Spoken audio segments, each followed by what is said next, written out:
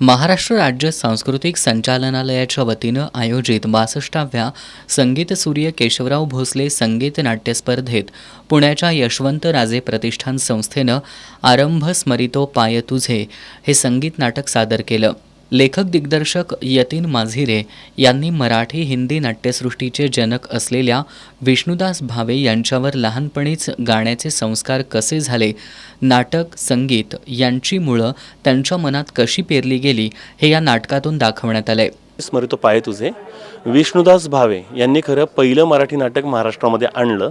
तर ते नाटक सुरू करताना त्यांना कोणकोणत्या अडचणी आल्या, त्या अडचणींवर त्यांनी कशी मात केली आणि त्यांना घडवण्यामध्ये कुणाकुणाचा हात होता हे त्यांच्या बालपणापासून त्यांच्या म्हातारपणापर्यंत आम्ही या संहितेमधून सादर करण्याचा प्रयत्न करतोय। यातील सगळी पदं स्वरचित आहेत, मीच लेखक आणि दिग्दर्शक आहे।